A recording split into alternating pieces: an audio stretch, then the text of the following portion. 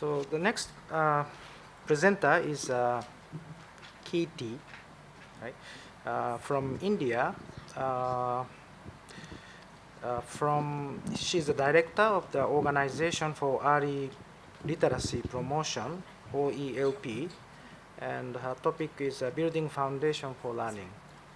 Okay, so would you like to stand first? It's okay.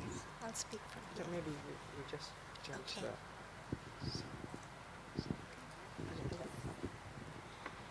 You want to sit?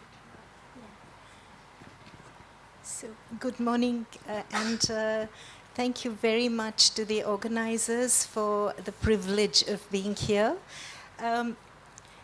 It's very difficult to follow such a beautiful presentation.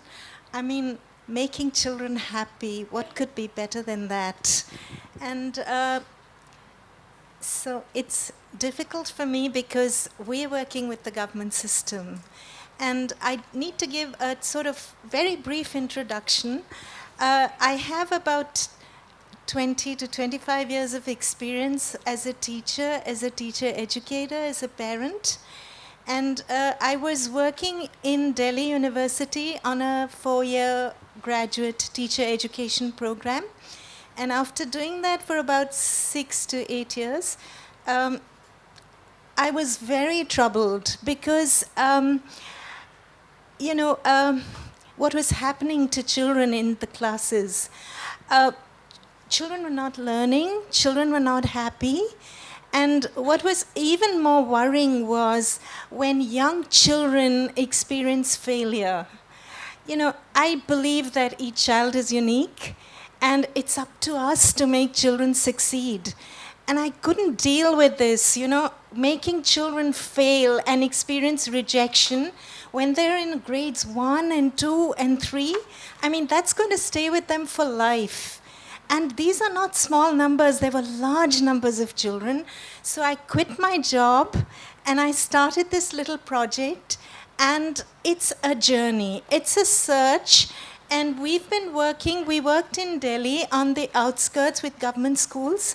We went with a completely open mind. Some of my students joined me and we said, we want to find out what children are doing, what they're like, what are their contexts like, what's happening to teachers, and what's going on.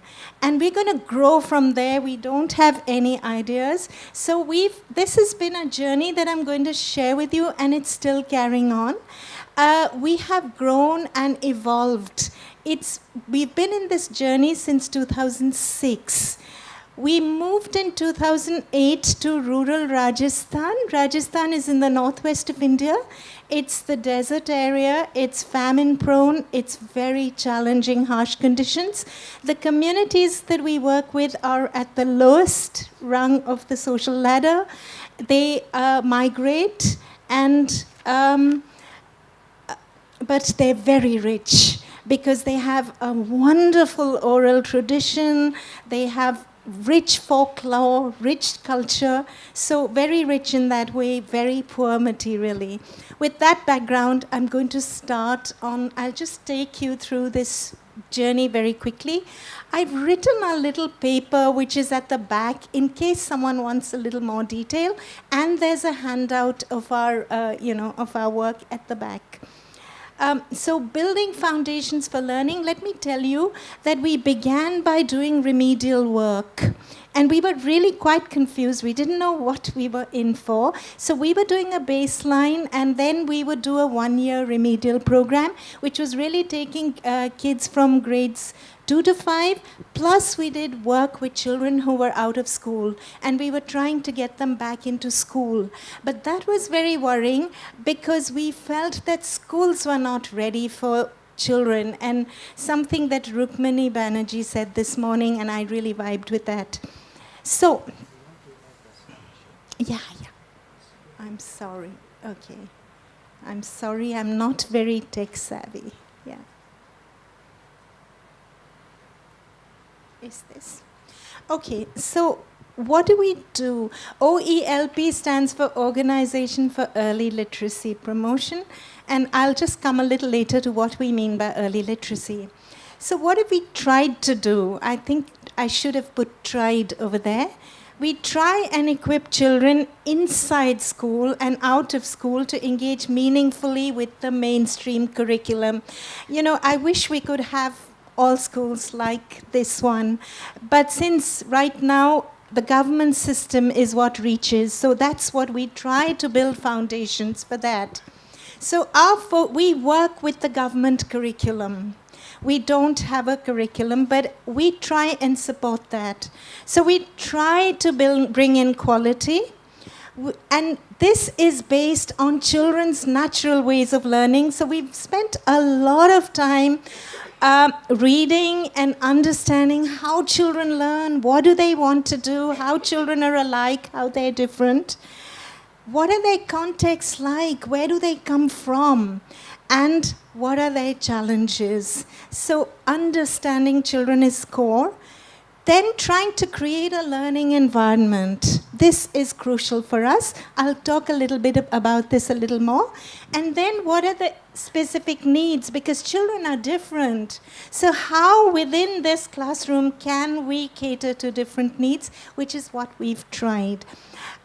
In Hindi, we say khulla par vyavasthit, which in English translates to structured but open. So there is a broad structure, but a lot of flexibility within that. That's what we're trying.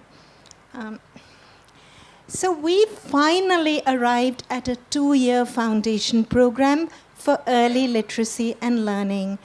And our objectives of this program, what I want to say is I'm just sharing one part of our program. We have a whole community program, which I'm not going to be talking about.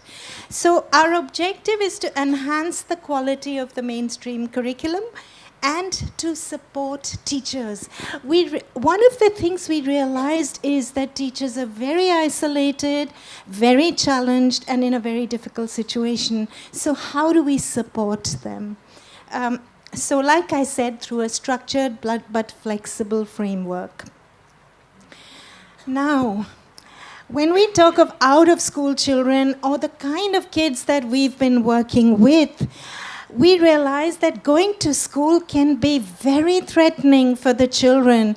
A lot of children are very afraid because they're moving from their home to a very different world in the school. The school has rules, you've got to behave in a certain way, you can't talk, all of those things.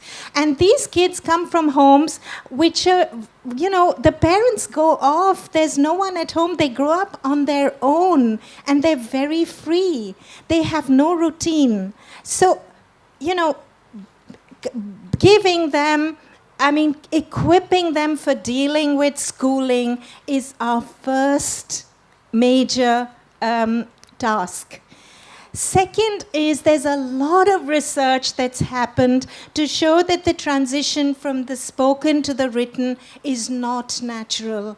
And I'm sure people in the audience will be familiar with the whole emergent literacy and the developmental perspectives that show that the foundations of reading and writing happen in the early years. Children pick up a lot of concepts about print even by the time they're 3 years old.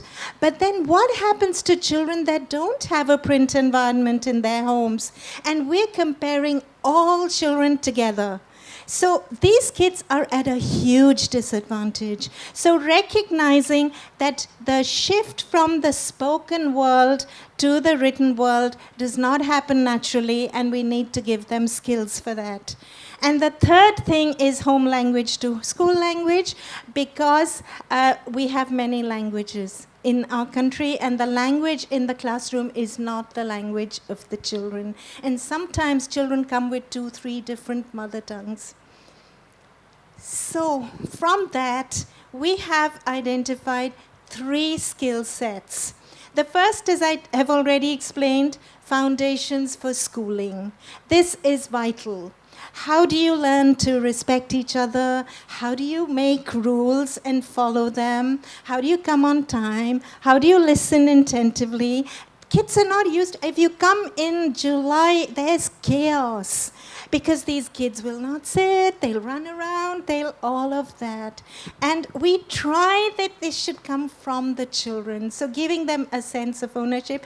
Of course, we're absolutely nowhere near the school we heard about, but we try.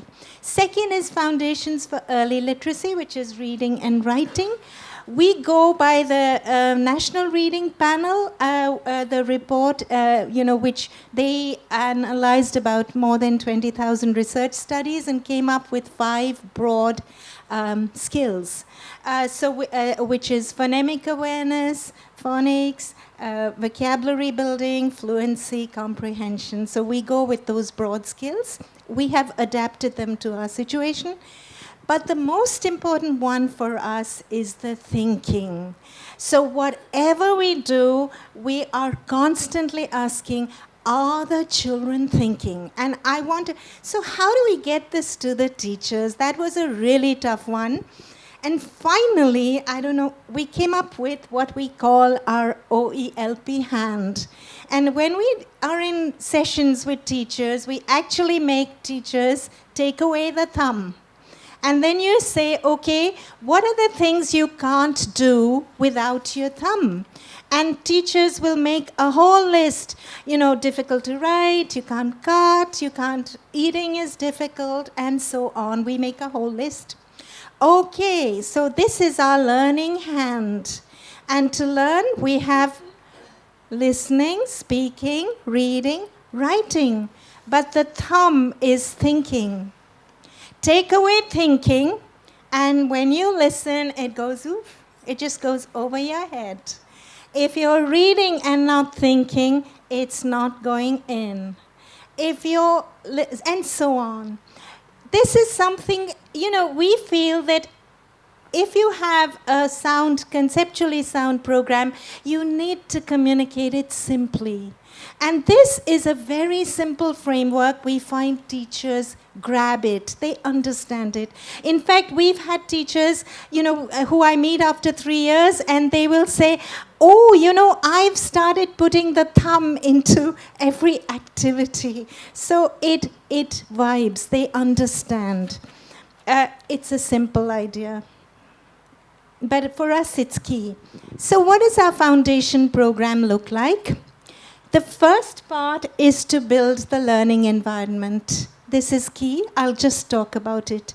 The second is the skills. So foundation skills, which are foundation skills for schooling and foundation skills for early literacy. We weave in numeracy into the literacy part in the early years, and the thinking skills. And the third part is the community program, which we do through village libraries.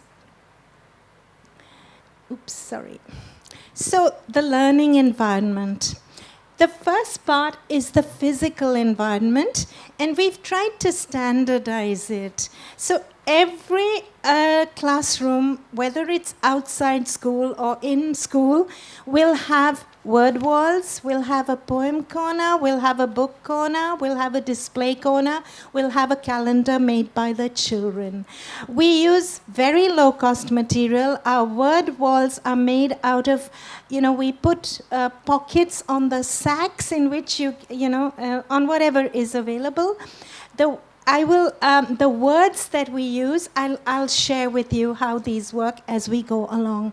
So the first part is actually setting up the physical classroom. The second is, okay, we've set it up, but if it's not used, it's no good. It's not there for decoration. So we have created, I would rather say teachers have created many games and activities for using the words, for using the poem corner, with books. So it's the classes are very active. So there's a lot of activity. And the calendar is what we use for our number work.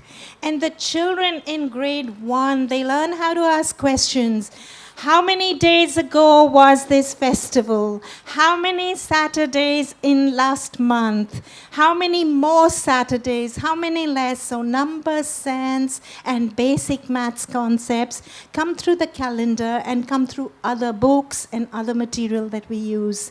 We don't have a separate math program, but we use the competencies of the national curriculum. So we want to bring the children up to that. The most important one is the last one, relationship of caring and trust. We spend a lot of time on this because how do we deal with children? How do we build in a sharing environment? How do we make each child feel accepted? Because some of the children come feeling they're no good. Some of the children will not open their mouths. So how do we involve these children? And classroom management, because we work at 3 levels. I will share a little later the assessment pattern that we use. We work at 3 learner levels, but we try not to make the children aware of their levels. So they have groups, but the groups have names of flowers or whatever. The children decide the names. This is, I think, a very important component, and this is based on a lot of research that has come up in the last few years. Reading and writing happens at 4 levels every day, from the first day that the child enters school. So the children will be engaging with the script. They will be learning the alphabets and so on. They will be learning maybe I'll just take you through. So decoding, meaning making, using text, and responding critically. So decoding, we have different activities. We do a lot of drawing. So for example, that child is drawing words with the k sound and learning the symbol. The words will be in the child's own language. And so on. We have a whole system for getting the children to learn to engage with the script. Read aloud is very important. It happens every day. It can be part of the textbook, or it can be children's literature. It can be anything that they read, but we have a whole pedagogy for how do you read. What happens before, what happens during, what happens after, what are the kind of questions, so that conversations are very rich. And this is where all the thinking happens. So are the children thinking? Using the text. So many, many different ways. That's a story map. The child has heard the story. So what happened in the beginning? What happened in the middle? This is grade 1. And what happened in the end? This child is retelling a story. It's not drawing for us. We consider this writing. This is where writing begins. That child that's a grade 1 child, but by the end of grade 1, our children are writing. And this child has heard a story about a mango tree and has written his own experience based on his experience with mango trees.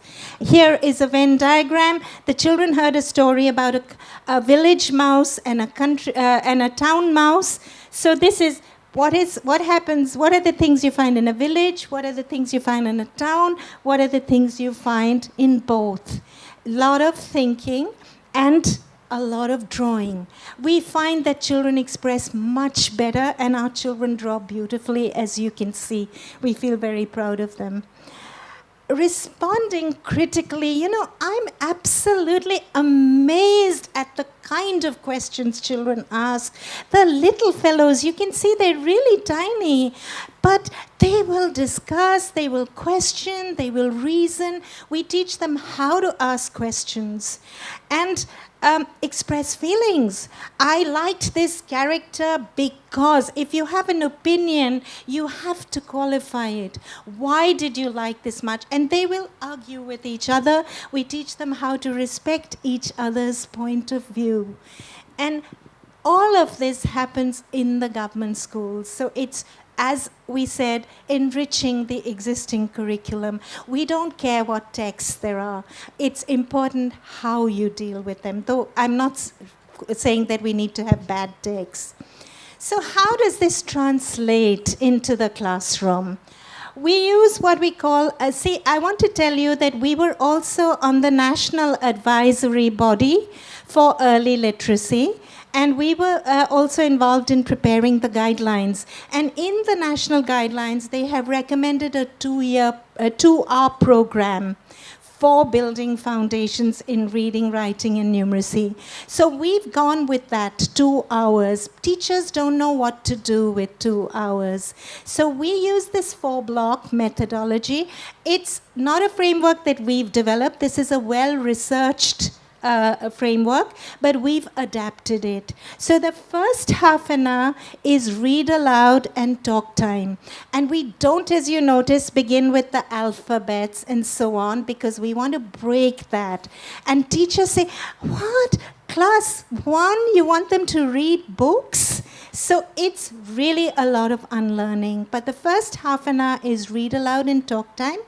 Second half an hour is word study. We play a lot of word games. The words come from the books, they come from the children, they come from words that teachers notice children are struggling with. And through these games, we make the children move from spoken words to written words. Writing and expressing is the third block. We do 3 types of writing. We do free writing, which is experience-based. We do shared writing, where they choose a topic, the children will dictate the sentences, the teacher writes the sentences in the children's words, and we take 5 sentences at a time. And then we have the skill building. Systematic learner tracking. So we have 3 types of tracking. We use the 7 competencies which are laid out, which are linked to the national competencies, and we do a test every trimester. We have a checklist which is observation based, and we have individual profile folders in which 2 pieces of written work go in every week. I'm going to go through this very carefully. The profile folder is really important because we have a very strong parent program. Our parents don't know how to read and write, but just look at the way they go through the profile folders. They will look at their child's work, they will compare it with another child, and now we've started women literacy centers because the mothers want to read what the children are doing. So this is a very, very important. And because we have 3 sets of assessment, we can triangulate. Community, the children go, we have, I told you, a very rich oral culture. We don't want children to feel that knowledge comes from outside, from Delhi or from somewhere else. We feel there's a lot of knowledge here. So the children go and they collect stories. This is at a famine work site. They write their own stories. They collect the village histories. And now we've got a group of older children who are working with some design students from Delhi to create their own books. And we want these books to go back into their own libraries, which we think will be very exciting for them. Children are writing about their village history. So we want children to feel that we are building bridges between many worlds. And it's not as though your world, there's a lot of richness in your own world. Let's bring that into school. And we can do that with the government curriculum. My last slide. Our experience suggests that the more young learners use their inner resources to read and write and think, the better they become. The better they become, the more motivated they are to read and write and learn. And a whole cycle of positive engagement with learning sets in. We've had kids that have, gone to school they've pulled their teacher to school, and the school ran through the summer because they really love school. So thank you. There is a handout at the back and our website. Thank you.